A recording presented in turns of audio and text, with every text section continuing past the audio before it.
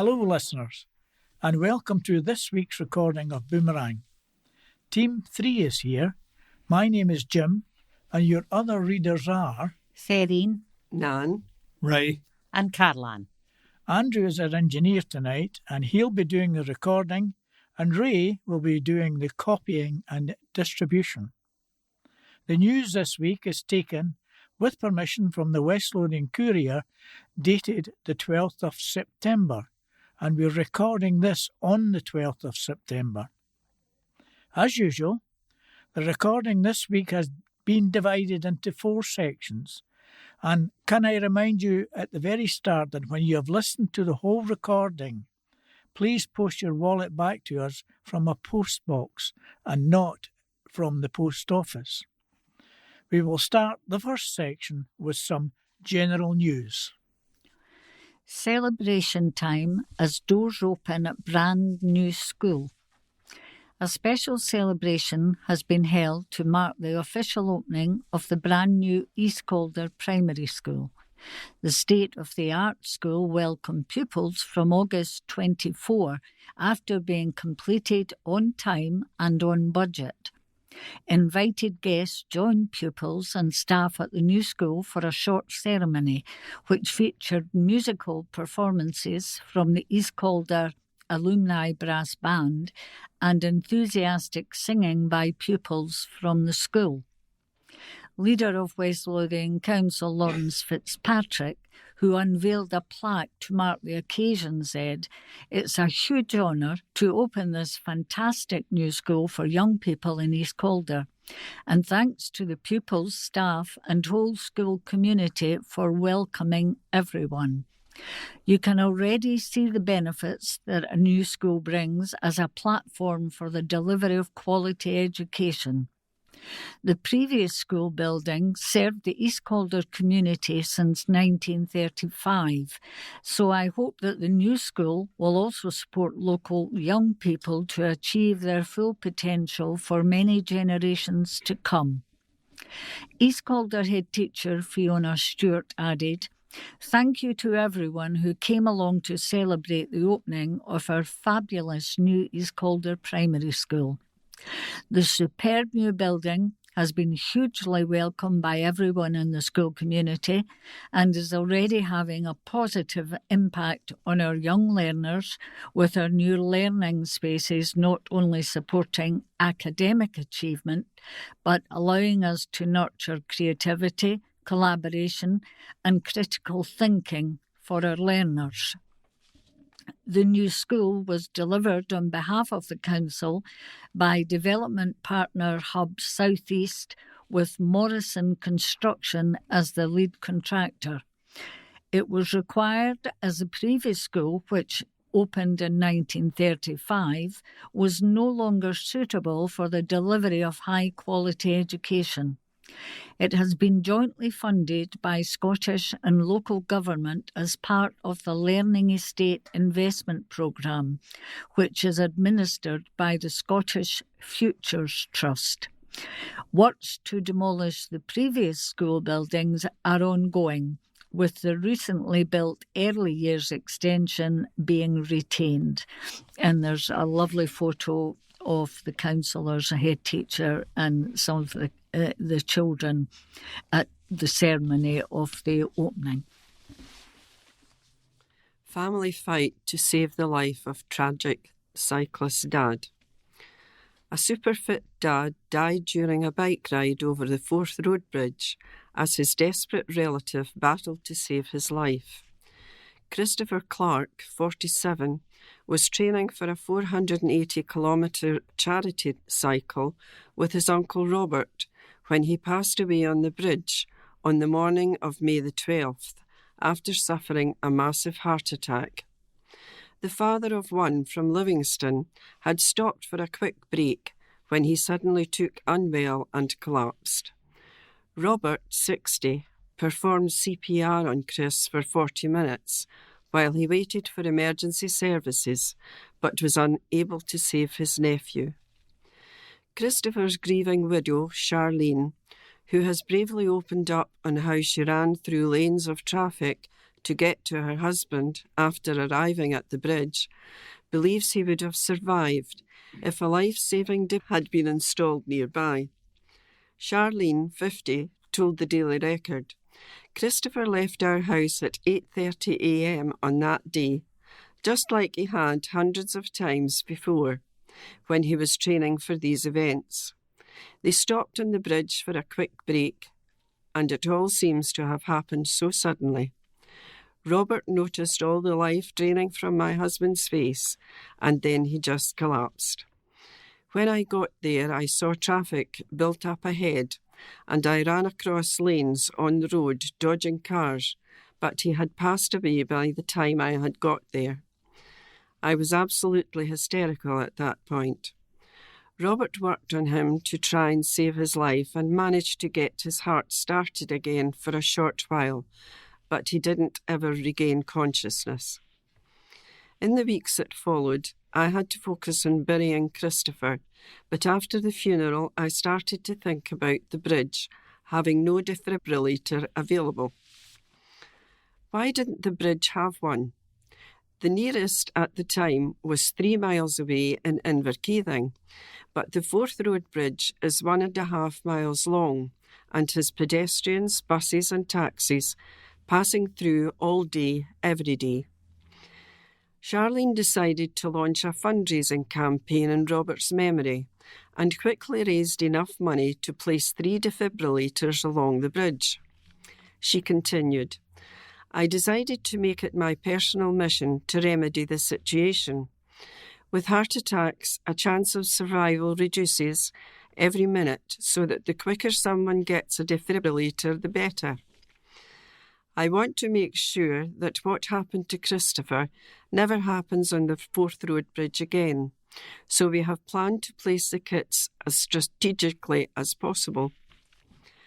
Charlene has worked with Traffic Scotland and Bear Scotland to install the defibrillators, which will officially be available to use on the bridge by Christopher's birthday on Friday, September 13th. She has also agreed to cover the costs of maintaining the 3 life-saving machines, which means she had committed to continuing to fundraise for the devices for the rest of her life. To donate, visit www.justgiving.com/crowdfunding/Charlene Clark. Yoga for the Dead helped me face my grief. Kirsty finds sessions healing after family loss. A Scottish woman, who was only 15 years old when her mum passed away, is finally confronting her grief over the loss of both her parents through an unconventional series of events based around the healing power of yoga.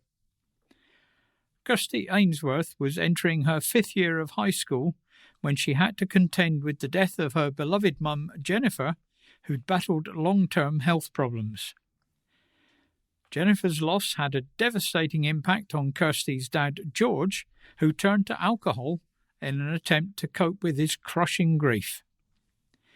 Speaking about her mum's passing, Kirsty said, "Now, as an adult, I see how tough and unusual it was. I didn't deal with the grief at all back then. I was going into my 5th year of high school, and it hadn't hit me what this meant. My mum had scleroderma and Raynaud's, which can be mild but was severe in her case. It affected her internal organs, leading to kidney failure and requiring dialysis 3 times a week. She had a restricted diet and many operations, so my childhood memories often involve being in and out of hospitals. As a kid, you don't realise that's abnormal. It was just life. I didn't deal with the grief at all back then. I found distractions through friends, going to gigs and experiencing intense sensory experiences. Music was a big thing for me during that time. My dad struggled with grieving for my mum. They were besotted with each other. He'd been through a lot trying to keep her alive while raising 2 kids. When she died, it hit him hard. He never met anyone else and withdrew into himself. Kirsty went to university at the age of 26 to study psychology and pursue a PhD, but struggled with stress and her mental health. The university offered her 8 sessions of free counselling, which helped her to realise that she hadn't really processed her grief. The therapy, she says, changed her life and allowed her to finally be able to talk about her mum and work through her emotions. It was while living in California in her mid-20s that Kirsty discovered yoga, which helped with her stress. Deep breathing, calmness, inward reflection, and connecting with myself were all new experiences for me, she recalls. Yoga and therapy have allowed me to process a lot. After my dad died, instead of falling into a pit of despair, I sought help and found a supportive therapist. Kirsty was living in Canada when her dad stopped answering her messages, and she returned to Scotland during the pandemic to try to persuade him to seek help. Tragically, 16 years after Jennifer's passing, George died from health issues related to his years of alcohol abuse. 2 days after her dad's death, Kirsty accepted a job as a lecturer in psychology at the University of Glasgow, not realising the ripple effect his loss would have on her. 8 years ago, however, Kirsty found a life-changing, safe, trusted space that taught her how to live with lifelong feelings of grief. The revelation came through Yoga for the Dead, YFTD, evenings. Sessions led by Cali Collective's founder Steph Wall, who moved to Scotland from Calgary in 2015 and launched her studio in the same year. Kirsty, a 34-year-old psychologist who is now studying to be a grief counsellor, said, "It's important to address grief, not hide it. YFTD provides a nice way of allowing it to be present. We're all in the room together, having experienced this difficult thing. After the sessions, I felt really emotional, but it was also therapeutic. It felt like a shared experience, which I think is powerful. It's not about feeling good, but about feeling understood and supported. Finding those spaces can be really supportive, helping you not to push your feelings down." The sessions help people like Kirsty to become comfortable with the idea of death and face their grief through YFTD evenings. In the unlikely setting of an office block in Glasgow city centre, the unique and reflective evenings combine sound, movement and ritual to honour loved ones who have passed.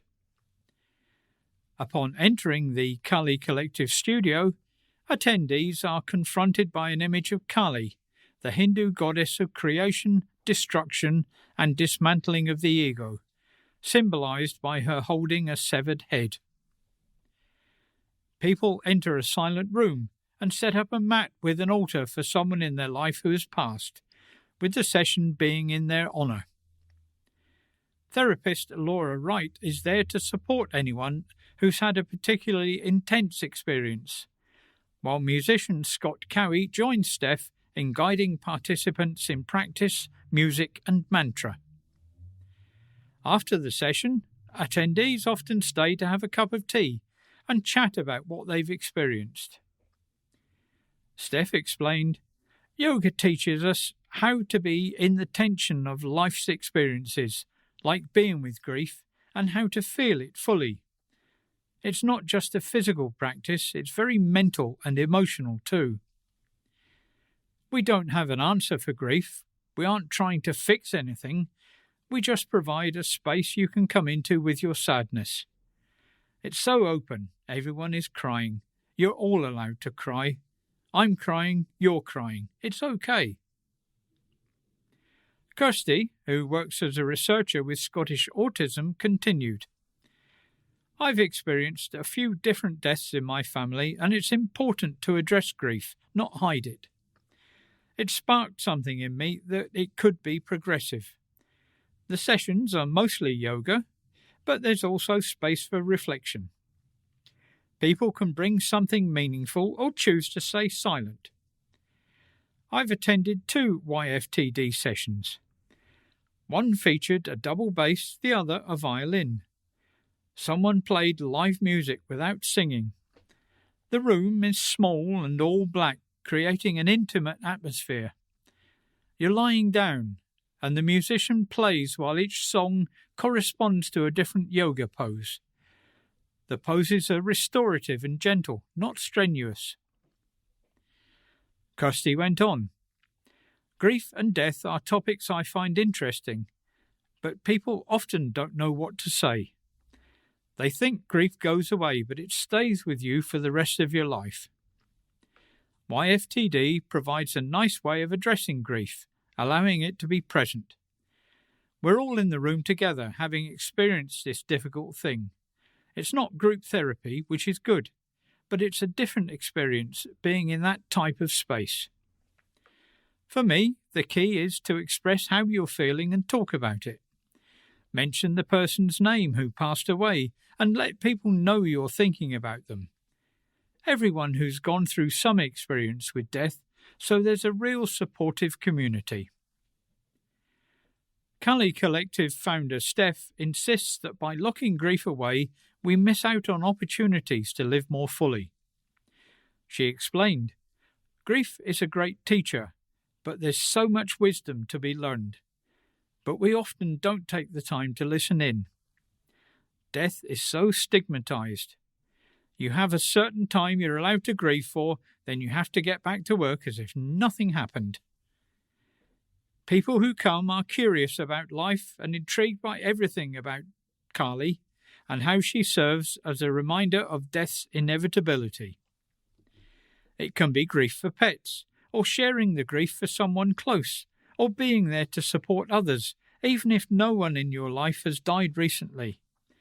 It's private and personal, so there's no qualifications, so to speak, on what or who is worthy of grief. The environment I've been able to create here and the community that has embraced our studio not only supports the darker sides of life, but also encourages curiosity around it. We definitely use death as a teacher. Music is a big part of the evening, as we use music to support the space and experience. It's also a way the musician can express their own relationship with grief, and whether it's the cello, guitar or violin, it usually acts as our portal into feeling. There is also gentle movement that is offered as a way to get into the body as well. Everyone is grieving something or someone, and these sessions give you the chance to be around people who understand and who feel the same way. It's an uplifting experience.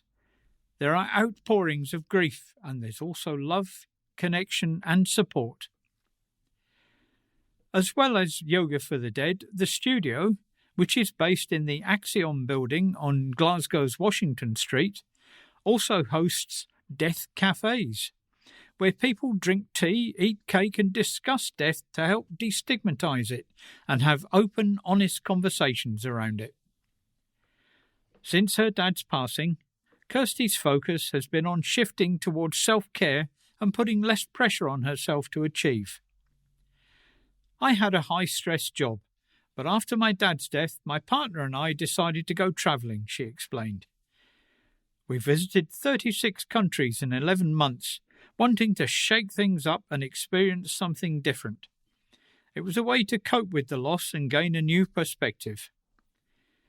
In broad terms, my advice is to give yourself space and time, be kind to yourself, and talk to someone you trust about what you're going through. Find what helps you with grief, whether it's meditation, cold water swimming, or something else. Grief is varied and deeply personal. Yoga for the Dead is just another option to support someone in their grieving process, no matter how recent or old the loss may be. The Kali Collective hosts 40 classes per week across its original space, and new hot yoga studio. To find out more, visit www.kalicollective.com. The next Yoga for the Dead will take place on Saturday, September 28th at 4 p.m. To book, visit www.kalicollective.com/workshops/yoga-for-dead. Prize draw for happy campers. A popular West Lothian holiday spot has been helping to improve the mental health of farmers in West Lothian and beyond. The owners of Lothian Glamping in Bathgate have teamed up with RSABI, a charity that provides vital support to people in Scottish agriculture. It has highlighted the importance of taking breaks for farmers' mental and physical health through a recent competition and survey. Launched at Fife Show and promoted at key agricultural events over the summer, including the Royal Highland Show, the initiative aimed to encourage farmers and others working in the sector to prioritise time away from their demanding routines. Participants in the competition were asked to complete a survey, with one lucky entrant winning a 4-night stay for up to 6 people in a luxury pod at Lothian Glamping, generously donated by the glamping site. The survey results revealed important insights into the challenges farmers face in taking breaks, with a substantial 43% of participants reporting that they took just 2 to 5 nights away from the farm throughout the year. 41% of the responses cited that worrying about the farm was a major barrier to taking an overnight break, and less than half, 47%, felt confident that someone else could manage the farm in their absence. However, indicating a positive shift in attitude and action towards taking breaks, 37% of participants managed to take a break for 7 nights or more, and almost all, 93% of respondents, agreed that taking a break could improve their well-being and productivity. The findings understood the pressure on those working in the agricultural sector and the crucial need for time off to maintain both mental and physical health. Carol McLaren, RSABI Chief Executive, emphasised the significance of the survey. Our thanks to the team at Lothian Glamping for providing such a brilliant prize. Taking time away from the farm, even for a short period, is so important for well-being, and the opportunity to step away can also bring benefits for the business and for family relationships too. The survey has highlighted the real challenges the farming community faces in making time for themselves, and it has been an excellent opportunity for the team to encourage more farmers to take those well-deserved breaks, knowing that can make a world of difference to their health and well-being. Liz Reid, who runs Lothian Glamping, expressed her support for the initiative, saying, "We were delighted to partner with RSABI for this competition. We understand the pressures faced by those in agriculture, and we believe that offering a peaceful and luxurious space to unwind can be incredibly beneficial. We hope the winners enjoy their stay and that this encourages others to see the value in taking breaks." The winner of the competition was Liz Black, whose husband works in farming. Upon hearing the news of her win, Liz expressed her delight, saying, "That's made my day." RSABI offers free practical financial and emotional support, including counselling services, delivered quickly after receiving the initial inquiry. Its free confidential support service is available 24 hours a day, every day of the year, by calling 0808 1234 555. Calls won't show up on phone bills or through a confidential web chat service available on RSABI's website www.rsabi.org.uk, And there's a nice picture of Liz and Brian Reid, the owners of Lothian Clamping, with Pauline McMillan and Jan Welsh from RSABI. Town Centre crackdown a success. Joint efforts of police, youth workers and centre staff have seen a drop in antisocial behaviour in Livingston. Police have been working with shopping centre staff as part of ongoing efforts to clamp down on youth disorder. Community officers have also been joined by special constables on evening weekend patrols. Community Sergeant Liam Arbuthnot told councillors that high-visibility patrols deter any youth disorder, whilst providing reassurance to local businesses. In his report to Livingston South Local Area Committee, Sergeant Arbuthnot said, officers continued patrols in relation to ASB, which stands for the antisocial behaviour, which we are pleased to report has declined with the improving weather. In addition, conflict resolution and additional training was held for management and staff of both venues by a preventions officer. Further to these efforts, there was a period of 6 weeks in April and May where officers provided a patrol for the centre at weekends. He added, continued ASB meetings with management from both buildings take place on a monthly basis with any issues addressed. Police, Youth Action Project and Safer Neighbourhood teams have continued high-visibility patrols in ASB hotspots to deter any youth disorder, whilst providing reassurance to local businesses. Councillor Maria Macaulay asked, how has the police visibility in the centre been received? Sergeant Arbuthnot said, good. The centre management has been really positive. Dialogue has been ongoing with my inspector and commander towards a more joined-up approach going forward. It is something that is ongoing and we are quite happy at the way the relationship has been building. Proactive patrols have spread into the wider community on Friday and Saturday, providing more visible policing between 5 p.m. and 3 a.m. The police report said, we continue to have a weekend proactive policing plan where our cover shift officers carry out high visibility patrols in any identified hotspots across the county. Sergeant Arbuthnot told the meeting, our response officers are assisted by our special constables who regularly work on Friday and Saturday nights.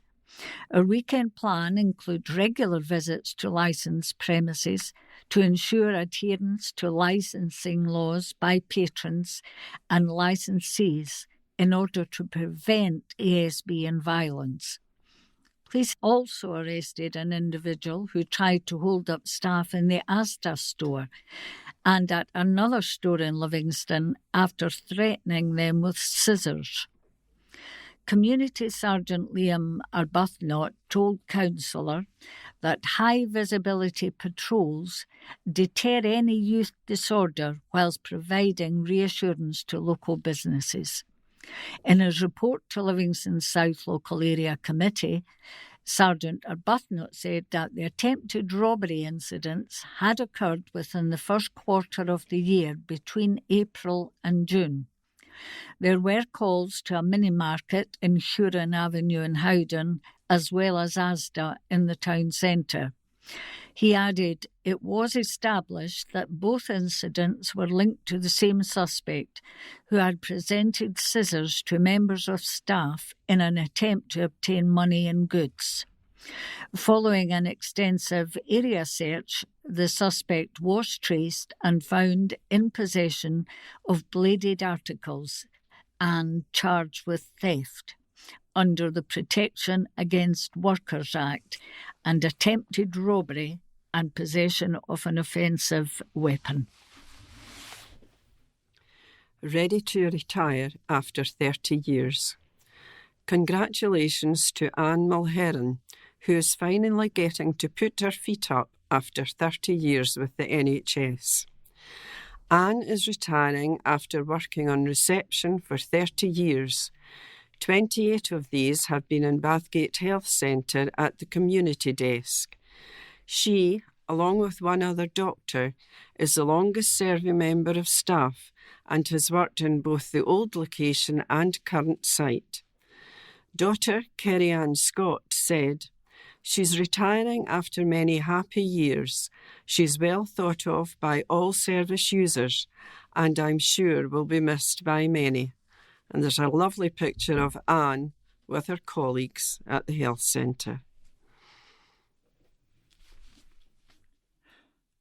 Armadale Shed. Armadale Shed reopens after fire. A West Lothian charity has risen from the ashes after being gutted in a devastating fire last year. Armadale Shed was destroyed following the blaze in March 2023, which ruined expensive tools and machinery along with all the work members had been creating in the base. The charity, established in 2016, was faced with starting from scratch and not only having to replace equipment, but also to find a new home. But thanks to a mammoth fundraising effort from the public and the members, the newly invigorated shed officially opened its doors again last week at South Street in Armadale. The official opening ceremony was conducted by Greg Reed, the CEO of Places for People, who are the shed landlords, who have been totally supportive in refitting the shed premises and allowing them to bring the workshop back into use after the fire. In total, there were 6 representatives present from Places for People, including Marcus Hume, Director of Places Impact, who flew up from London to attend the ceremony. They were also honoured to have Fiona Hislop, MSP, present, and she presented a speech congratulating the Armadale Shed team on managing to get the shed up and running once again. Also present were Kirstine Sullivan, MP, Councillors Susan Mannion, Linda Kenner and Andrew Maguire, and Scottish Men's Shed Association Development Officer Tim Green. The trustees were particularly keen to acknowledge all of the companies and individuals who'd helped them over the last 18 months since the devastating fire. These included Lonmay Accountancy Services, Armadale Illuminations, Colin Hardy Associates, Demmaster, Armadale Academy staff and pupils, as well as local individuals. Ian Smith, chair of Armadale Shed, said, "Armadale Shed have been truly humbled by the support of the local community. It just goes to show how strong the community spirit is in Armadale and the surrounding areas." And this article is accompanied by a number of pictures, one of which is the assembled dignitaries, and the other 3 are smiling members back in the shed after all this time. Cops hunt jewellery thieves. Detectives are hunting callous thieves who targeted 3 homes in the one night. The 3 break-ins took place in the Livingston area on Tuesday, September 3rd. The first break-in happened at some point between 4:45 and 6:15 p.m, located at a property in Chuckett Hall Road in Deans. The second incident took place between 6:30 and 7:30 p.m. at an address situated in Ballantyne Place, Aileyburn. The third housebreaking occurred at some point between 5:25 p.m. and 7:45 p.m. at a house in Queen's Crescent. On all 3 occasions, the suspects forced entry to the property before stealing jewellery and other high-value items. Detective Sergeant Keith Sinclair said, Extensive inquiries into these housebreakings, which we believe to be linked, are ongoing, and we are appealing to anyone who may have seen or heard any suspicious activity to get in touch. A dark grey Volkswagen Golf car was seen driving in the area at the time of each break-in, and we would urge anyone who may have seen this vehicle or who may have private CCTV or dashcam footage of significance to please come forward. Anyone with information is asked to contact Police Scotland on 101, quoting incident 3031 of Tuesday, 3rd September 2024. Alternatively, you can speak to Crime Stoppers anonymously on 0800 555 111. Officers are issuing also a warning over the sale of motorbikes online following a number of thefts in the West Lothian area. Recently, they have received reports of motorbikes for sale on social media, selling pages being taken for test drives and not returned. You can find more advice on staying safe online and online shopping at orlo.uk/UOW/E.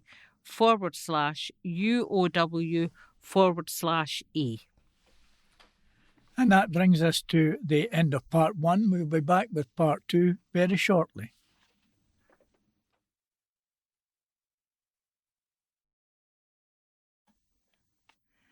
Welcome back to part 2, and we'll start part 2 with the family intimations, which are only 2 intimations of death. Yvonne Hardy, formerly Douglas, from Broxburn, died peacefully on the 31st of August 2024, beloved wife of Dougie Hardy and beloved mother to Angie and Michelle. Alison Potter, very unexpectedly at home on Tuesday, August the 20th, 2024, Alison, aged 82 years, loving wife of the late John Potter and most wonderful mother to Gail, will be sorely missed by all. So we'll carry on with some more news items. Aid plea for RAAC crisis-hit houses.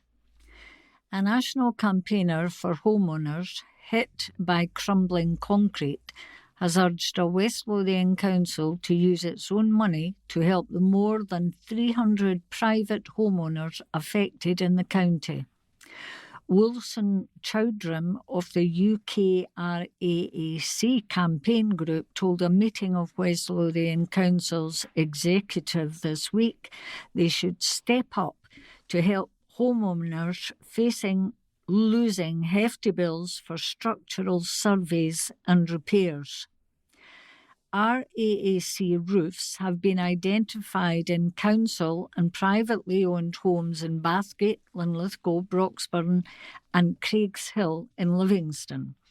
The council has already raised the issues facing homeowners in its initial meetings with the Housing Minister Paul McLennan and his officials, and plans to reiterate the need for national policies and help for homeowners.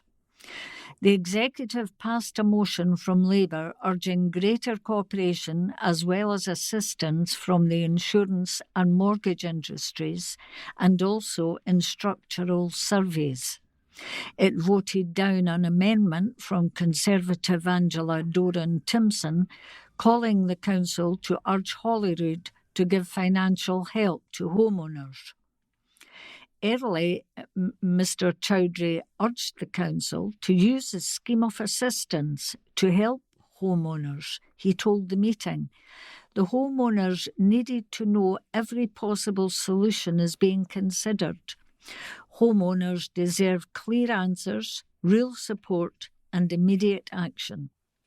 The scheme of assistance is a system of financial and non-financial help that local authorities can provide for private housing, which is in disrepair or below the tolerable standard or needs to be adapted because a person is disabled.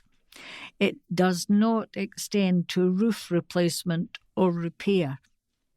Mr. Chowdhury was joined by some of the homeowners from Chestnut Grove who are currently in dispute with Amond Housing. A lengthy debate saw all sides of the chamber agree that more support should be given to the homeowners, and there was general agreement that the Scottish Government should formulate a national response to the RAC issue, not only for homeowners but across the school and health service estate. Officials have described the talks with Holyrood as constructive and ongoing, and there are plans to meet with the Housing Minister again next month. Officials were encouraged that Mr. McLennan had come to Livingston to meet senior councillors and housing staff. Consensus at the meeting diverged on whether the Scottish Government should be specifically asked to offer financial help to homeowners. Councillor Doran Timpson had suggested adding this to a motion proposed by the Labour group councillor leader Lawrence Fitzpatrick. He rejected the suggestion, highlighting the motion already said the motion urged the Scottish Government to explore any support which may be available to homeowners. Councillor Willie Boyle referred to Dean South, where homeowners had to campaign for almost 20 years for help after tenants were moved out. He agreed with Lib Dem councillor Sally Patill's assertion that West Lothian Council had been at the forefront of tackling RAAC. Battle to lift title in contest. Broxburn Strength and Fitness is set to host a prestigious competition to find the strongest in the East. The East of Scotland District's Olympic weightlifting competition will be held on Saturday, September 21st at Broxburn Strength and Fitness. The competition will see lifters from the Eastern region come together to battle it out for the title of Eastern District Champion. Although the competition is specifically for those with postal addresses in the Eastern region, Broxburn Strength and Fitness will offer their platform once again for the BSF Open on Sunday, September 22nd. The BSF Open will be open to all budding weightlifters and provide an opportunity for those wanting to get their first platform experience in a friendly and welcoming environment. The BSF Open will also provide an opportunity to Olympic weightlifters from all over Scotland to come and get more platform experience or add to their current competition total. Both of these competitions will mark the last weekend of the qualification period for Weightlifting Scotland's biggest competition of the year, the Scottish Seniors Championships 2024, to be held on November 30th at Sports Scotland National Sports Training Centre in Inverclyde. Commenting, Sarah Ann Duncan, who is due to compete at the World Masters Championships in Finland later this month, said, "It's always exciting to see lifters come along and give it their all on the platform, and even more exciting to see new faces come along for the first time and smash it. The sport is growing in Scotland, and we are seeing more and more women hitting the platform. In fact, we have more female members in our rankings than men. For anyone thinking about stepping out on the platform, her advice is just do it." We recently asked many of our lifters what they would say to anyone thinking about giving this sport a try, and the resounding response was, "Just do it," she said. Broxburn Strength and Fitness is a gym built around a community of like-minded people who are friendly and driven, whose members range from complete beginners to competitive athletes who have competed at the Commonwealth Games, European Weightlifting Championships, British Championships and World Master Championships. The competitions both begin at 10 a.m. Spectators are welcome. Nathan, my wife pushed me to gold in Paralympics. West Lothian dad's success. A West Lothian dad opened up about how his wife inspired him to get into the sport that won him gold at the 2024 Summer Paralympics in Paris. Nathan McQueen had excelled playing rugby at under-18 level, but a potential professional career was cruelly snatched away. The dad of one, 32, was left paralysed as a teenager after a horrific motorcycle crash. He said, "I had just turned 18 when I had my accident. I had to spend 6 months in hospital. Everything happens for a reason, though, and great things will come." Desperate to get back into sports, Nathan, who lives in Addywell, tried his hand at powerlifting and wheelchair basketball, but a shoulder injury scuppered those plans. Nathan had learned archery from a young age, first trying it out at age 12 at a Cubs event. He stopped to focus on rugby and picked it back up again a few years after his accident. He said, "My wife suggested I pick up archery again, and I've been hooked ever since." Tara, 37, said Nathan had injured his shoulder doing powerlifting, and I was worried if he continued the damage would be irreparable.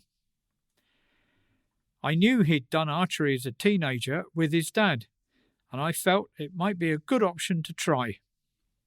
To be fair, any sport he turns his hand to, he seems to excel at. I think it's in his nature. She added, "It feels amazing to see him win at the Paralympics. Casey and I couldn't be prouder of him." Nathan won the coveted top prize of a gold medal for archery on September the 2nd in Paris. The 32-year-old won alongside fellow Great Britain athlete Jodie Grinham when they competed in the mixed team event for archery. Speaking about his win, Nathan said, "I felt relieved. I've been waiting a long time for a medal, and the fact that it was a gold one, I started crying." This was Nathan's third Paralympic Games and his first medal, making the win even more momentous for him and his family.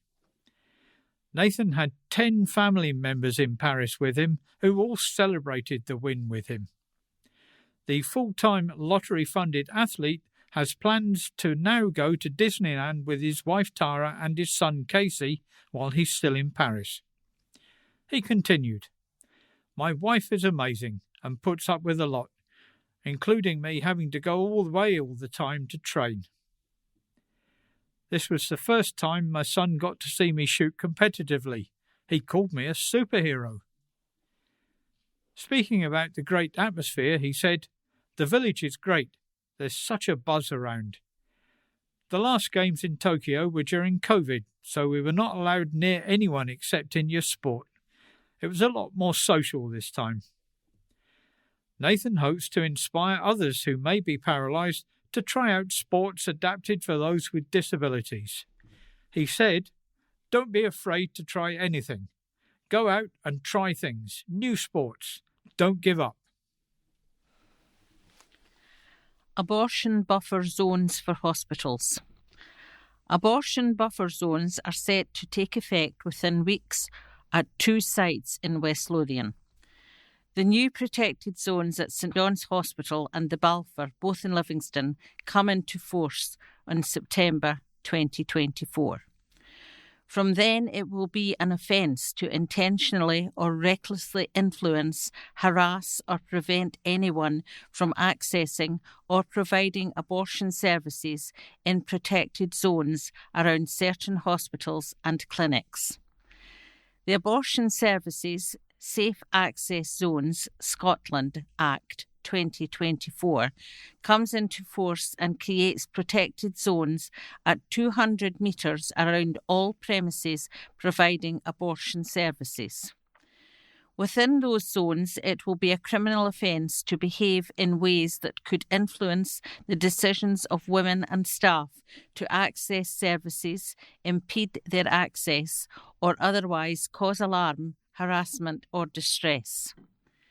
Minister for Public Health and Women's Health, Jenny Minto, said, "I thank Gillian Mackay for all her hard work in progressing the Act, and I am eternally grateful to all the women and staff who contributed to that process. It is unacceptable for women to face any unwanted influence, distress, or alarm when accessing abortion services. In bringing the Act into force, I hope women across Scotland hear the clear message that the Scottish Government will protect their access to health care. People continue to have the right to free speech and protest in a democracy. However, no one has the right to interfere in women's personal medical decisions. This Act makes that clear. Police Scotland will be responsible for enforcing safe access zones. Anyone who breaks safe access zones laws could be fined up to £10,000. Motorway roadworks warning. Drivers are being advised that major roadworks at Hart Hill will require westbound traffic to continue to be restricted until next week. 2 lanes will remain open for eastbound traffic. Transport Scotland's operating company, Bear Scotland, is set to resurface 1.55 kilometres of the M8 at Hart Hill services. Motorists using the M8 are being warned to plan ahead and expect long delays during the major roadworks. During the contraflow, the M8 Junction 5 westbound off-slip and eastbound on-slip will also be closed, with traffic directed to M8 Junction 6 from where they can return eastward to exit at M8 Junction 5 or continue eastbound. This diversion will add approximately 12 minutes and 10.8 miles to affected journeys. Access to Hart Hill services will be restricted for several days during the works. Precise dates and times will be confirmed closer to the time. Tommy Deans, Bear Scotland's South East Network Manager, said, "This section of the M8 westbound is nearing the end of its service life, and it is essential that we replace the road surface now before it deteriorates. We appreciate the delays and disruption that these works will cause. However, we've done everything we can to minimise the impact. Carriageway closures and a contraflow are essential for safety." Also this month, on September the 24th, from 7:30 p.m. till 6 a.m, the M9 northbound junction from junctions 5 to 6 will also be closed. The diversion route is as follows. M9 junction 5, follow west along A9 to Bog roundabout. To Westfield roundabout, take right along to M9 junction 6.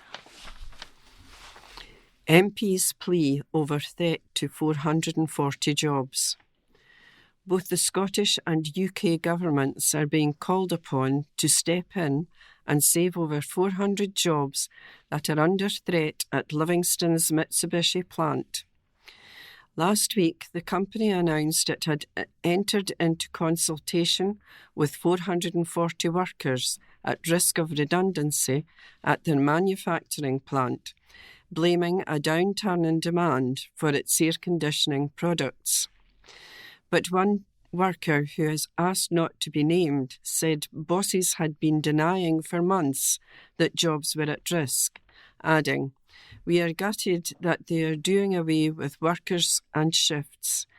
They have told us for a year not to worry or listen to gossip. Then we are told this. I'm not impressed, as we have been led up the garden path for months. We have been told lie after lie. People who work here are not happy. Livingston MP Gregor Poynton said he is seeking urgent action to save jobs and has called on both the UK and Scottish governments to work together to safeguard the roles.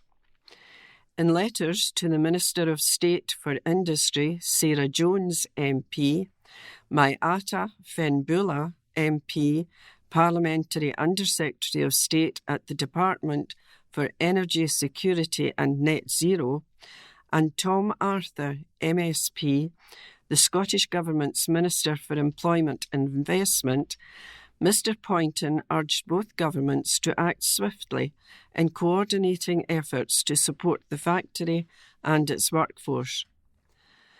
I am deeply concerned about Mitsubishi Electric's plans to reduce jobs at their Livingston plant, he said.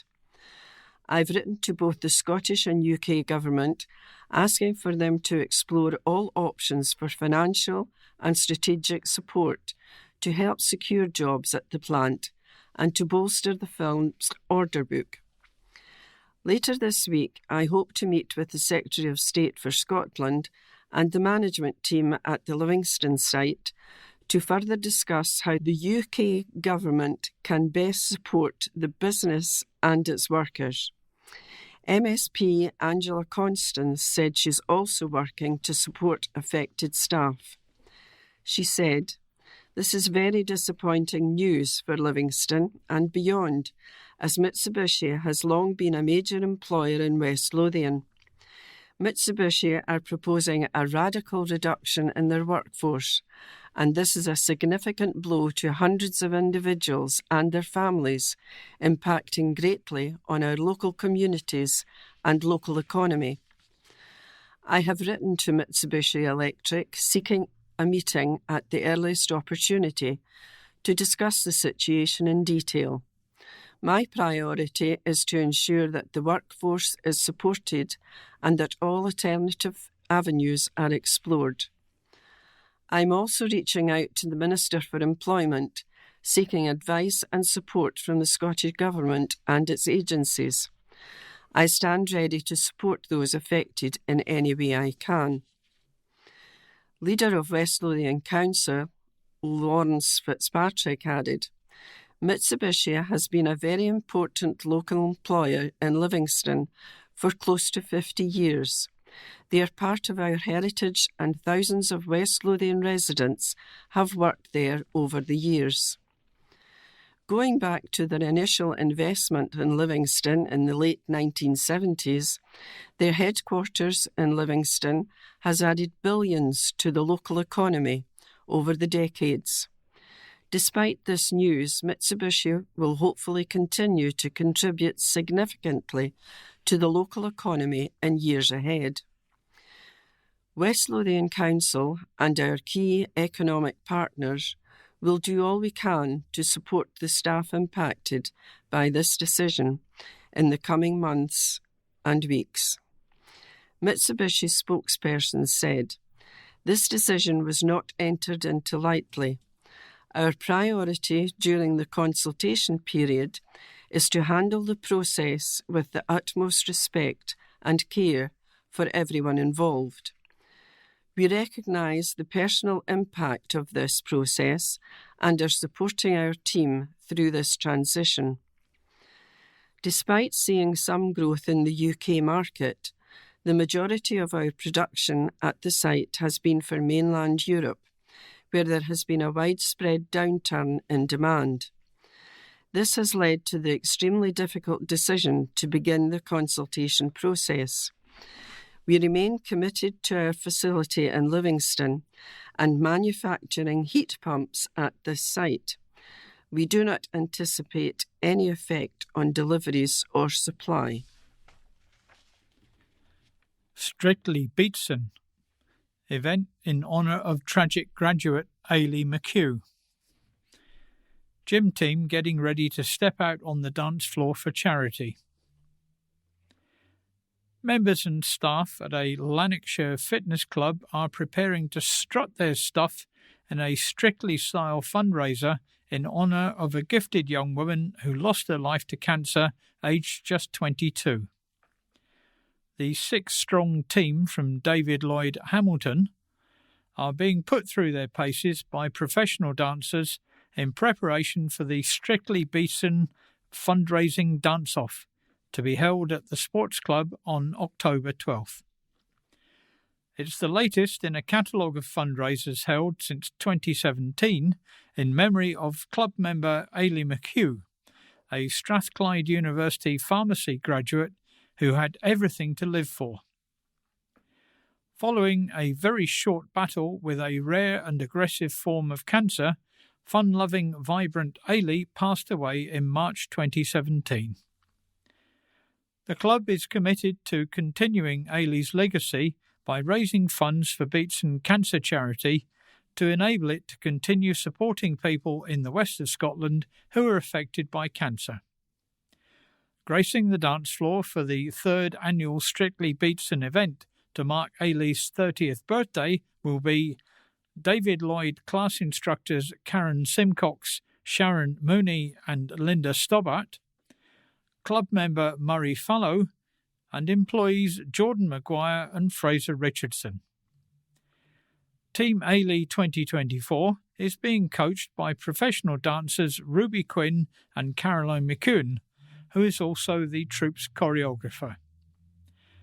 The David Lloyd Hamilton team will come up against stiff competition from Team Beatson, comprising employees from Beatson West of Scotland Cancer Centre, including Professor Anthony Chalmers, Team Terumo Aortic from a global medical device company dedicated to developing solutions for aortic and peripheral vascular disease, Team Billy Bowie, named after the managing director of Billy Bowie Tankers Limited and the owner and majority shareholder of Kilmarnock FC, and estate agency Team Savills.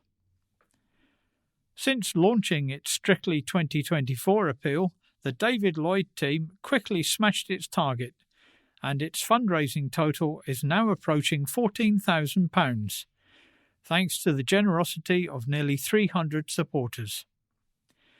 In their dancing shoes and sequins, the David Lloyd dancers hope to wow the judges by performing to tunes from the hit musical Sister Act.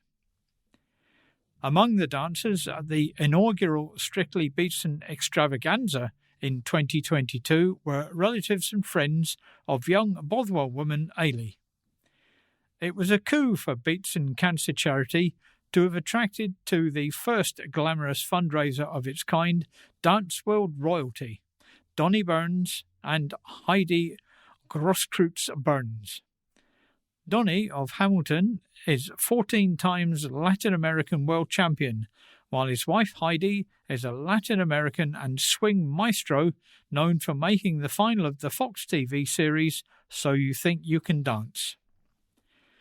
Team Ailey, which in 2022 raised £18,000 for Beatson Cancer Charity, comprised Ailey's mum and elder sister Elaine and Kerry, family friend Teresa Maria Kiernan, Ailey's cousin Rory Payton, and her close friends Andy Wood and Tony Moran.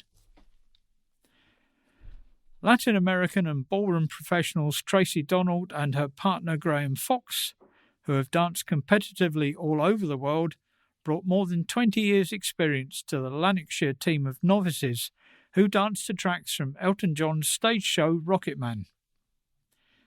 In 2023, Andy Wood's team Silver Birch, which generated £16,000 for the charity, was the Lanarkshire contingent at the glittering event. As Elaine explained, Strictly Come Dancing was always the highlight of Saturday evenings in the McHugh family home in Bothwell. But when they lost Ailey, heartbroken Elaine could no longer bring herself to dance.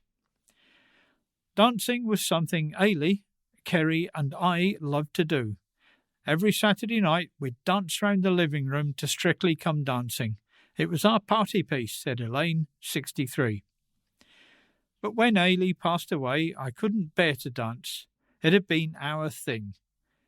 But you're not the person you were before, and you're not as carefree as you used to be. Kerry would always say to me at events, "Mum, come up and dance," and I just couldn't possibly. It's all the feel-good factors, all the memories. It wasn't until a fundraising lunch in 2019 to mark Ailey's birthday that Beatson Cancer Charity Director of Fundraising, Morag Cunningham, persuaded her to slip on her dancing shoes once again and take to the floor at the Bothwell Bridge Hotel to perform with world champion Bobby Cranston. Elaine explained, "I knew if I was going to do this, I was going to do it for something special. And it was for a brachytherapy room in Ailey's name." Brachytherapy is the delivery of internal radiotherapy and is the standard treatment for cervical and endometrial cancers. And as Team Ailey, the pharmacy graduate's family and friends wanted to create a brighter, more cheerful and less clinical environment for women who are on that journey. Since Ailey's passing, the McHugh family, their friends and supporters have to date raised a staggering £437,000, including gift aid, for Beatson Cancer Charity. This year alone, £17,850 has been raised in Ailey's name for the leading cancer charity through various events, including a Ben Lomond climb by financial advisors Lomond Wealth, David Lloyd Specialist Pilates spin and step classes, family and golf days, Hamilton Gymnastic Club family days, street barbecues, a 70th birthday gift donation, and Kirsten Curran's Glasgow 10K run. In addition, more than 60 supporters turned the streets of Glasgow's West End yellow by taking part as Team Ailey in the recent Off the Beatson Track event. Other fundraisers planned for 2024, all of which are Ailey's 30th birthday gift to Beatson Cancer Charity, include a Strictly Beatson dress rehearsal ticket event at David Lloyd Hamilton. Morag Cunningham, Director of Fundraising at Beatson Cancer Charity, said, "We're delighted to see David Lloyd Hamilton participating in Strictly Beatson, honouring Ailey McHugh. Their support is crucial in raising the funds that enable us to continue providing vital support to patients and families affected by cancer. We can't wait to see the incredible performances from all the teams on the night," said Donna Kelly, Assistant Manager at David Lloyd Hamilton. "Those who knew Ailey would tell you that she was such a fantastic girl with boundless energy and kindness. She also shared our love of fitness and dancing. So gifted, vibrant and full of courage. Just like Ailey's family and friends who had taken part in previous years, we hope to light up the Strictly dance floor in her honour. All fundraising for this event will go towards Team Ailey's continued support of some key Beatson Cancer Charity services, which include a bereavement service designed to offer caring and compassionate support, particularly in the first few months of a person's loss, as well as the charity's vast range of well-being services. We invite you to join us in our dancing endeavours by donating whatever you can on our Just Giving page. Your generosity will not only help us to reach our fundraising target, but will also honour the memory of a beloved member of David Lloyd Hamilton. To donate, visit www.justgiving.com/page/David-Lloyd-Team-Ailey. Crossings at schools on the way. Safety crossings around primary schools that the local community have been demanding for years are still on a Roads Department to-do list, West Lothian councillors have been assured. Parents and local councillors have pushed for a crossing at Peel Primary since 2019. The school sits in the middle of the Eelyburn housing estate and is surrounded by narrow suburban streets lined with dense tree cover. Some works, such as safety barriers, have been installed on the roads around the school, principally to deter parking on the pavement, but there is no specific crossing near the school. Questions arose as Roads Network Manager Gordon Brown revealed capital spending plans to improve roads in northern Livingston. Planned road improvement highlights expenditure of just over $2 million up to 2027-2028, but there are no specifics about safety schemes, including a crossing at Peel Primary, something locals have been campaigning for since before COVID lockdown. At this month's meeting of the Livingston North Local Area, Committee Councillor Alison Adamson said to Mr Brown, who also acts as lead officer for the local committee, "There's no mention about traffic calming or crossing patrols or anything like that. Can we still be sure that the wish list of the community is still being looked at when many potential funding becomes available? I'm thinking about the traffic calming at Glen Crescent, but also outside Peel Primary in Eliburn. They've been looking for additional safety enhancements, but there's no mention in this paper. Is the list there so projects can be drawn upon when funding is identified?" Mr Brown replied, "Yes, I can confirm that when councillor and members of the public inquiries come in for new infrastructure, such as new crossings and traffic calming, and new infrastructure, we have the list that we keep updated if we think inquiries are justified.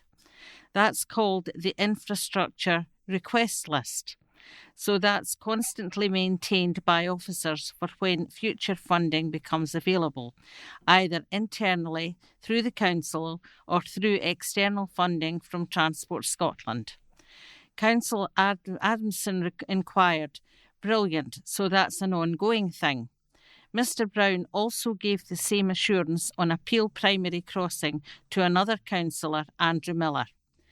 In a report to the committee, Mr Brown detailed there is $2.221 million of investment in the capital budget for roads-related assets within Livingston North between 2024-2025 and 2027-2028. Investment in road and footway maintenance will see resurfacing works undertaken on Huron Avenue and Knightsbridge Road with a combined investment of $367,000. Significant investment of $1.522 million will be made for replacement street columns and associated works between 2024-25 and 2025-26. This will include Moncrieff Way, Stewart, Ogilvie, Robertson and Sinclair Way. There will be investment of £11,000 on the town centre schemes in Carmondine in 2024-25. Total planned investment in northern Livingston will be $2.9 million and will include open space improvements to primary school buildings, local parks including the installation of MUGA pitch in Eliburn Park and shopping centre improvements in the Carmondine Centre. And that takes us to the end of part 2. Now part 3 will be the quiz, and we'll be with you in a minute. Okay, we're now on to part 3, and part 3, as usual, is a quiz, and we've got 10 questions for you, as usual. And here we go. Question 1. In medicine, what name is given to a state of deep unconsciousness in which the subject is unrousable? Is it a vegetative state, a coma, or a deep sleep? Question 2. Of which country is Manchuria a region? China, Mongolia, or Japan? Question 3. In which English county is Bishop Auckland? Is it in Yorkshire, Cornwall, or Durham? Question 4. What much criticised policy of the European Union is abbreviated to CAP, C-A-P? Is it Common Agricultural Policy, B. European Union Policy or Common Market? Question 5. Who wrote the poem The Ballad of Reading Gaol? Was it Thomas Hardy, Oscar Wilde, or Lord Byron? Question 6. To which saint is the fourth book of the New Testament ascribed? St. Matthew, St. John, or St. Peter? Question 7. In the New Testament, who was beheaded by Herod Antipas at the request of Salome? John the Baptist, Herod the Great, or Judas Iscariot? Question 8. What name is given to a straight line joining 2 points on a circle and passing through the centre? Is it diameter, circumference, or the radius? Question 9. What does CB stand for in CB radio? Is it computer base, central broadcasting, or citizens band? And the last question, what nocturnal animal takes its name from the Afrikaans for earth pig? Is it the aardvark, or the pangolin, or the porcupine?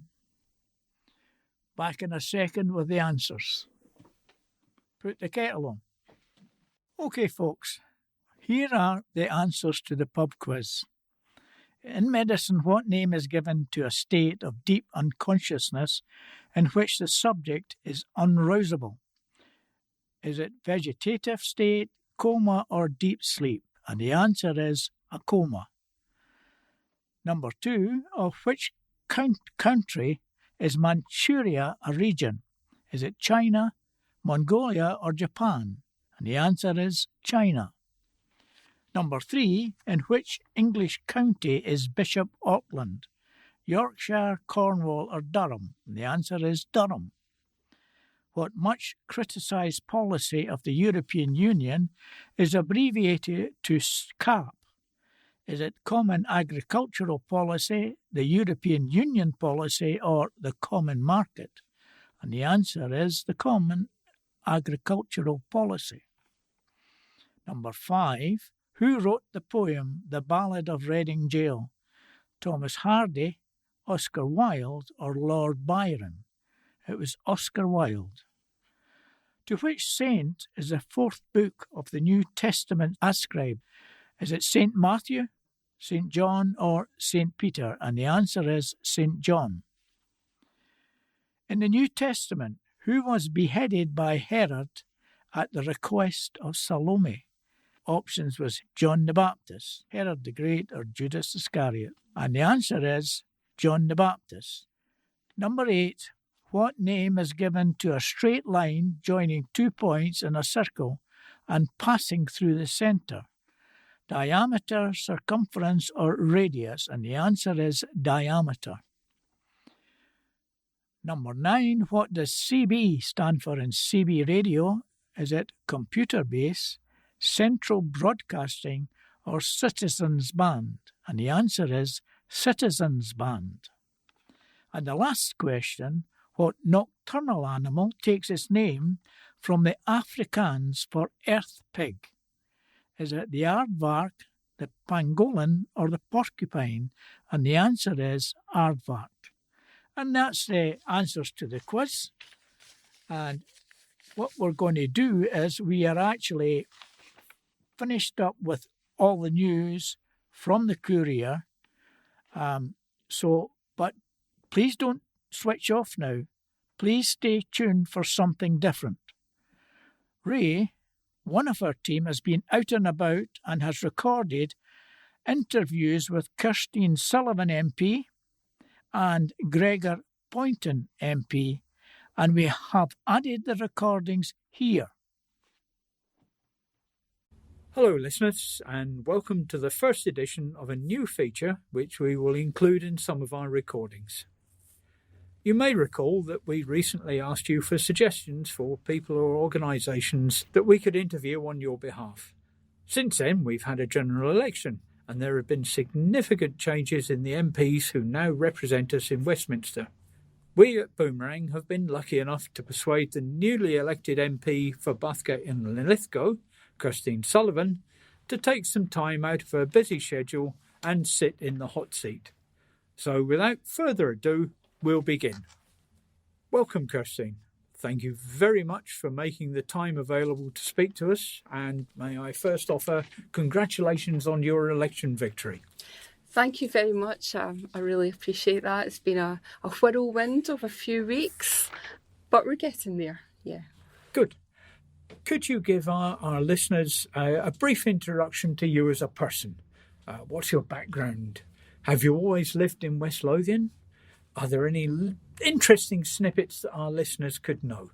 Okay, so I have lived in West Lothian in Bathgate for the past, it's now 17 years, having moved from Glasgow.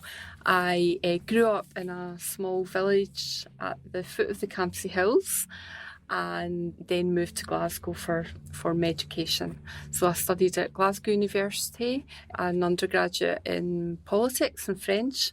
And then I studied a Masters in Business Information Technology Systems at Strathclyde Graduate Business School. And as you do, you come out of university with bills to pay and a little bit of student debt. So I went into financial services and I worked there until 2009 in a variety of roles until I stopped to have my family. And in 2017, I was first elected as a councillor for West Lothian Council. Wow, that's an impressive resume. Thank you. Well, I think none of us really set out to do what we end up doing. It just, we often take many twists and turns. And I have had an interesting journey, which included a year as an English language assistant in France. That was a challenge and probably taught me that I didn't have the disposition for teaching. I would leave that to others. So yes, I've taken a few twists and turns to get to where I am today. Haven't we all? I'm familiar with your name, obviously, from the articles in the West Lothian Courier, on which we depend for our news, which report on council activities. I would imagine that your new job is even more demanding. I can't really begin to comprehend the demands for you. Can you tell us what inspired you to make the move from local to national politics? And are you still a serving councillor as well? Okay, I'll answer the second question first of all. I am still a serving councillor for the time being, and I've represented Whitburn and Blackburn since 2017. The new job, I couldn't have done the new job without the grounding that I've had in local government.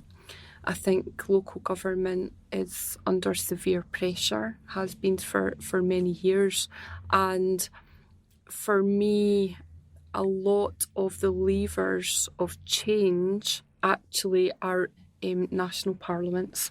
So be that the Scottish Parliament or the UK Parliament in Westminster. I think local government has a tremendous role to play in people's everyday lives. It really is at the coalface of all the challenges that people in our communities face. But in order to address some of the underlying issues, those decisions and powers really lie in our national parliaments.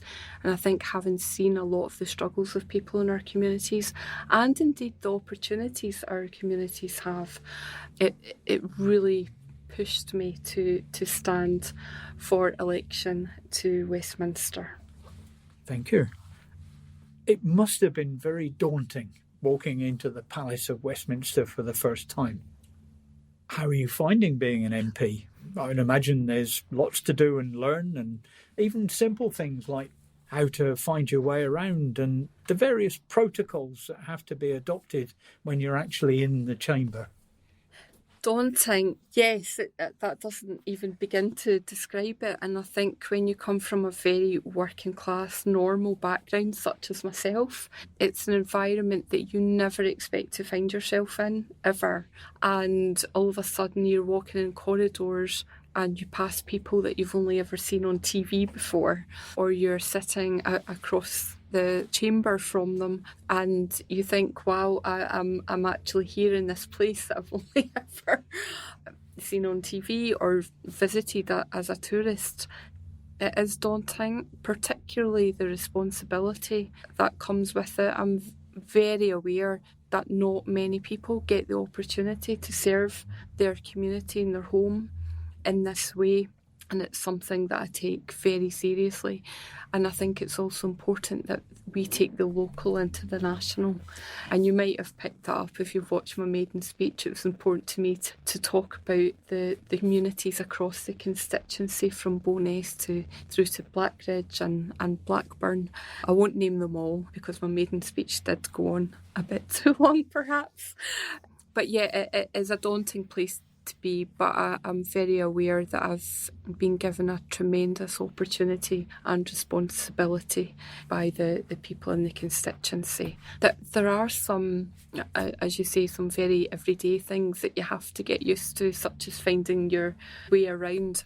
And in my first week, I was adamant I was taking the stairs everywhere because I thought that's probably the best way, not to be lazy, but also to find my way around. But unfortunately, I had COVID in my second week. And so that saw me when I was back in my feet, taking the lift. So we will get back to walking everywhere because I think it's the best way to find your way around. But I won't be doing that when there's an imminent vote list that I actually missed my slot to vote. Okay. Now, can you tell us, have you been given any specific roles in the new government, like PPS or memberships of any committees or anything like that? No, so the committee structure is still being set up. So I have shown interest in a couple of the committees, but we'll need to see what happens. Obviously, we have hundreds of Labour MPs and many of them will be interested in the same positions. It's a good problem to have. Yes.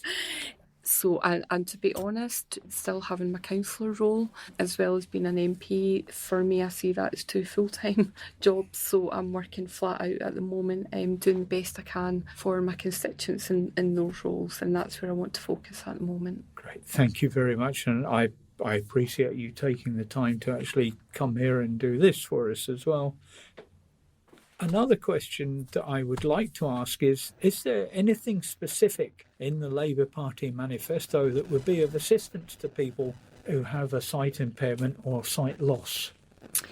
Yes, so there are a few things. So you may be aware that there is reporting on the gender pay gap that exists. There is a responsibility for large employers to report on their gender pay gap, and I think that's an annual report.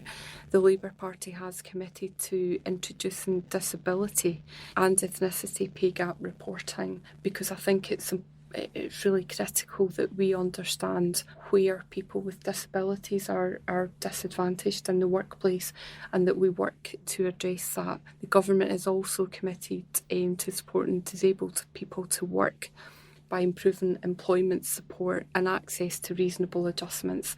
And again, we know that because someone may have a disability, that doesn't mean to say that they don't want to work. And it's important that they are given the support to be able to do that. It's important from an income point of view as well, that they're able to do that. So those are just a couple of the commitments that the government or that the Labour Party made in the manifesto that I think will really be a great support to people with visual impairments. Thank you very much. It's good to hear. Now, can you tell our listeners how they get in contact with you if they need to, and what kind of issues you can help them with?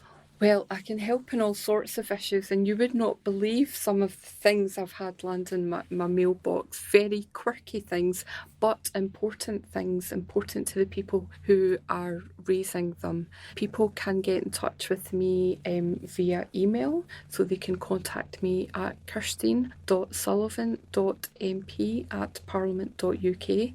You might have noticed the concentration on my face as I tried to remember that accurately.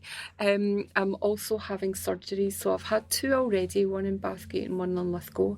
I will be having one in Bowness a week on Friday, and people can make appointments. And if people want to contact me beforehand and give me an idea of the issue they come to discuss with me, I can get the ball rolling, how we're perhaps able to progress that. I will have a telephone number for the office in due course, but at the moment we're still working to secure premises that are a bit harder to come by than you might expect. So I'm also on social media. I have a Facebook page and I have an X account. So I think it's really, really important that our elected representatives are accessible to people in a multitude of different ways. So people can feel free to get in touch with me about any issues they may have. Fantastic. That's been really helpful, and hopefully there's no issues over security, though, with regards to the surgeries and so on. We're very mindful of that, and that's why we're asking people to get in touch to make an appointment in the first instance. Sadly, we have seen MPs lose their lives in the past couple of years in the course of carrying out their democratic duties. And I think there's a balance to be had. We need to ensure that elected representatives and indeed their staff are safe, but we also need to ensure that democratic rights of people to access their elected representatives is upheld. So a tricky balance, but one I think we will navigate and will do to the best of our ability. Thank you very much. That's been really helpful. Thank you once again for coming in to speak with us, and we wish you all the luck in your new career. Thank you very much for the opportunity to come and speak to your listeners. Boomerang is a local organisation that I've supported over the years, and I'm delighted to be able to introduce myself. And again, if anybody needs any support in any way, please feel free to get in touch. Thank you. Well, listeners, that brings us to the end of this first interview. We hope you've enjoyed it, and we will bring you another feature soon. Welcome to the second edition of our new feature, which we'll include in some of our recordings. We at Boomerang have been lucky enough to persuade the newly elected MP for Livingston, Gregor Poynton, to take some time out of his busy schedule and sit in the hot seat. So, without further ado, we'll begin. Welcome, Gregor. Thank you very much for making the time available to speak to us, and may I first offer congratulations on your election victory. Well, thanks very much. And no problem at all. Very happy to chat. Can you give our listeners a brief introduction to you as a person? What's your background? Do you live in West Lothian? Are there any interesting snippets that our listeners could know? Great, yeah. Well, thanks very much for this. And yeah, I mean, my background, I was born and brought up in Falkirk, lived there. Sort of that was, born and brought up there with my family. And my dad worked in Grangemouth at a plastics plant. My mum worked in retail. Went to university at Strathclyde to study politics, not with any sense that this would end up being my career. I didn't even realise there were jobs in politics at the time, but it was just something I was interested in. From there, I got involved in the Labour Party. A friend of mine, a family friend who was already involved in the Labour Party, sort of said to me, look, you've got Labour values. The way to put them into practice is to get involved. And that's what I did, and, started pounding the streets. And I was much more kind of engaged with that, getting right and being local involved in campaigns across Scotland when I was at university. I was lucky enough then to be offered a job with Catherine Styler, who at the time was one of Scotland's Labour MEPs, in her constituency office in Dunfermline. And so I worked for her for a couple of years while I was finishing university and then coming out. And that was a great job because that was a bit of everything, from casework to diary to helping with speeches to helping research in the Parliament, media, and all the different kind of elements of what she did. And she was a fantastic member of the European Parliament and really hard working, and I learnt a lot from that. Then went on to actually get a job with the Labour Party running an election campaign. So worked in UK elections, Scotland, Scottish Parliament elections, and then also in Labour Party head office in London. I was offered a job there. Then spent a bit of time in an agency. So first of all, I went to work for Barack Obama's digital agency. So it was just after the 2008 presidential election, and they were setting up a London office, and they asked me to come and join them, and that was fantastic. So that's the point. I moved on from working for the Labour Party, and 5 years with them, and I worked all around the world, worked in French presidential elections in India, Indonesia, Ireland, a bit of working in Italy and Sweden as well, always on the sort of progressive side of things, and that was for political parties, but also worked for charities and trade unions and so on as well then. So that was fantastic. Really interesting 5 years. Then went on to work in a more kind of corporate environment, I suppose, helping primarily companies help them communicate to their various the people that they care about. I went back to work for the Labour Party in that time in the UK general election in 2015 for Jim Murphy, who was leader in Scotland at the time. Jim became leader and kindly asked me to be one of his senior members of his team, and then went back into that kind of corporate environment, working for corporates and how they work, but then also worked for an agency, did a lot of international government work.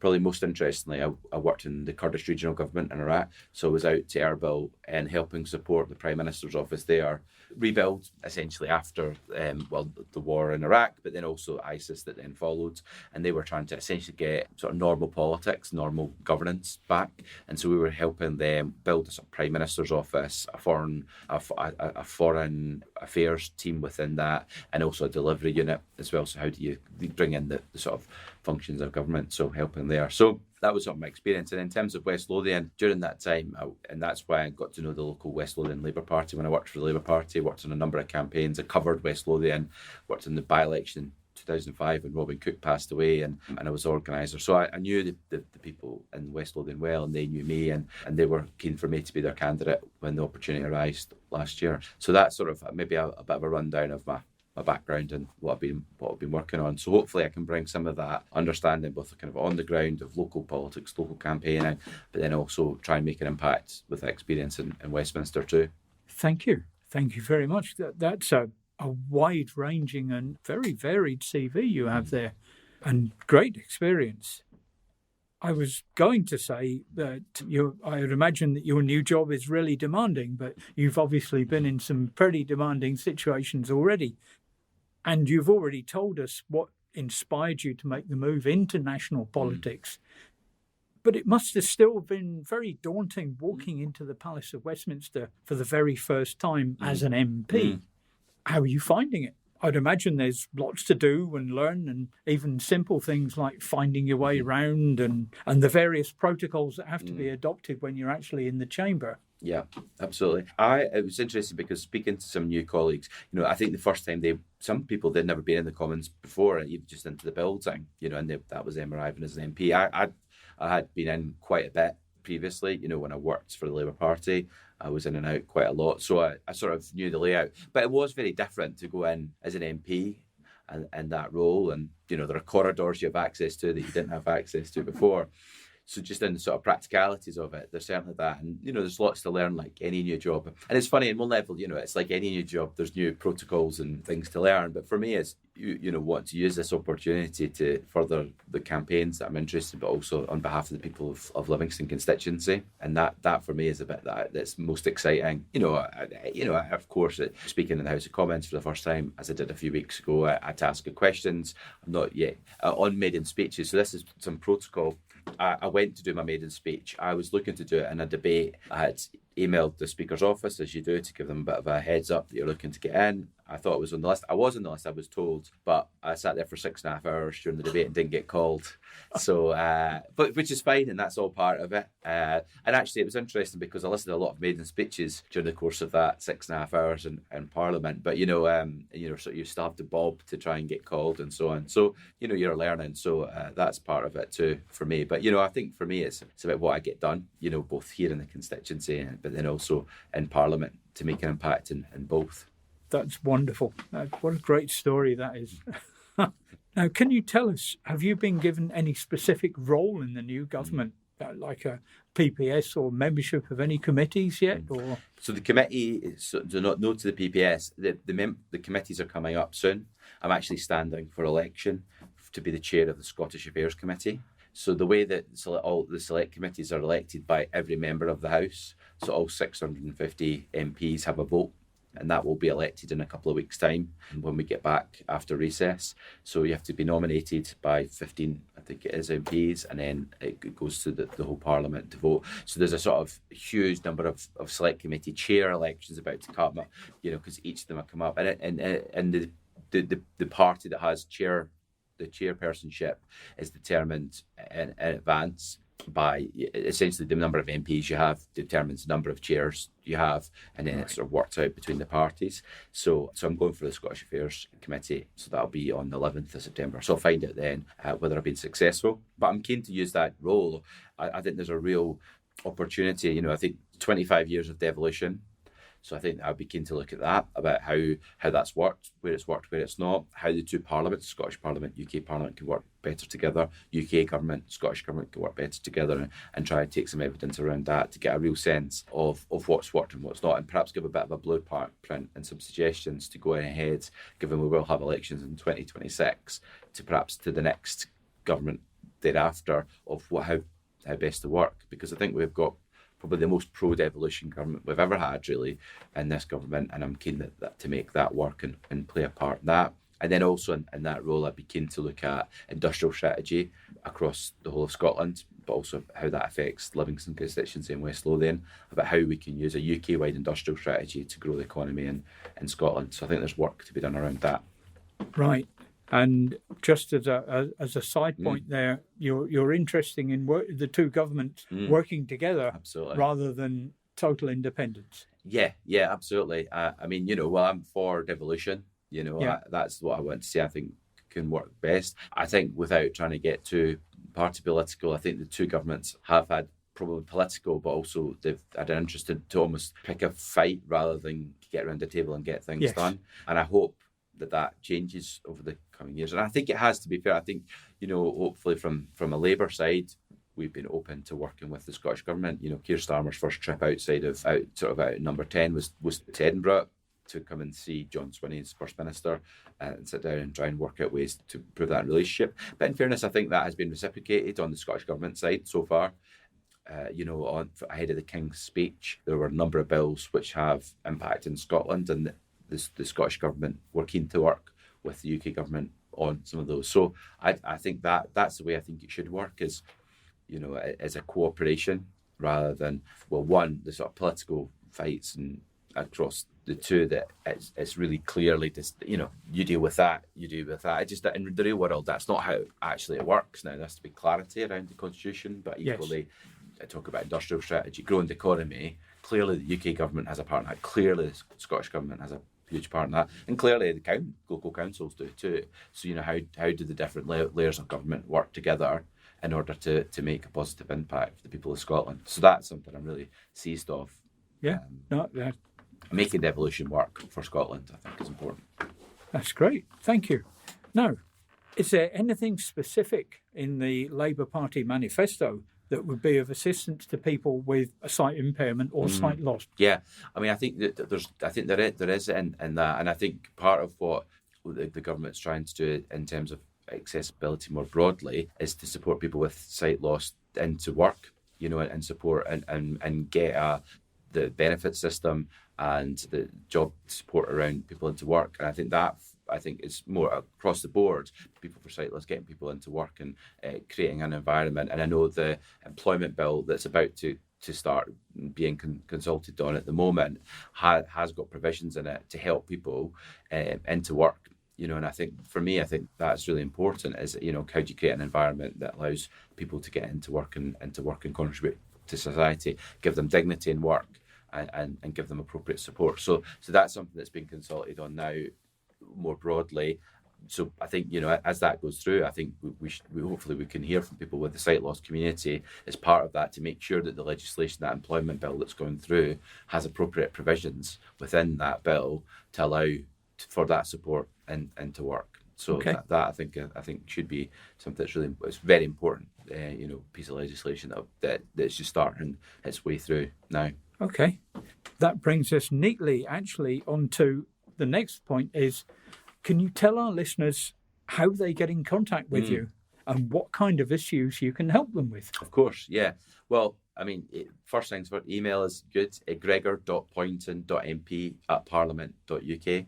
Get in touch. I'm in the process of setting up an office just now, finding premises, hiring staff, a few members of staff started this week, which is great. I'll be holding surgeries all around the constituency as well. I've got a street surgery tomorrow in Fauldhouse. I'll be working my way around the whole constituency too. My website's in the process of getting updated to reflect the move from being a candidate to being an MP, but I'm going to try and get out as well and be proactive. So, please do get in touch. I'm hoping to meet as many people out proactively in street surgeries, different community groups and so on as well. So that's probably the easiest way to get in touch with me. Email is probably the easiest way to start. And in terms of, clearly, as an MP, you have responsibility for reserve matters, but, I am still picking up issues, problems, council services, issues that I can and I will certainly, as best I can, support across the board. So I think the best thing to do is get in touch with me with an email, outline your issue, and then I'll see what I can do to help. Because sometimes, I'm sorry to say, when dealing with kind of big agencies and departments, and a letter or an email from an MP does unlock things that perhaps other correspondence doesn't. It shouldn't be the case, but it often is. So the team I'm putting in place is there to help support people with anything. So do just come to me, and I'll let you know what I can do. I always feel we will always do whatever we can to help people. We can't always fix everything, and we always try and be and the team and I have had this discussion. We want to be as open and upfront with people as possible and say, look, we can try these 3 things. They may or may not work, and we'll just be honest with people, because I think that's part of the job, that casework support that you can offer. Excellent. Thank you very much indeed. That's all been really, really helpful. And thank you once again for coming in to speak with us, and we wish you all the best of luck in your new career. Great. Well, look, thanks very much for taking the time. And, if there are issues that, your listeners or come back with, then please do get in touch. I'd be more than happy to come and speak again. So it was gregor.poynton.mp@parliament.uk. That's it. Excellent. Well, listeners, this brings us to the end of this interview. And we hope that you've enjoyed it, and we hope to bring you another feature soon. Thank you. Now, we're Team 3, and in our recording sessions, we started to include, where possible, a poem or a composition written and read by one of our team, Ray. So, before we wind up a recording session, perhaps Ray would again read out one of his compositions. Over to you, Ray. As the night's affair drawing in, this one is called The Clocks Change. The clocks change, and there's suddenly the shock of daylight lost, of time removed forever. The night expands, the day contracts, the flock of birds has taken wing. Streetlights never looked so bright. Dark, dismal dawn has shown its hand. Daybreak coyly hides its light, like shyly waiting for a kiss. Then sunshine, slowly spreading, bathes the land, soothing fears, easing pain with hope of future bliss. Day passes fast, then once more darkness. Owls abroad in search of food.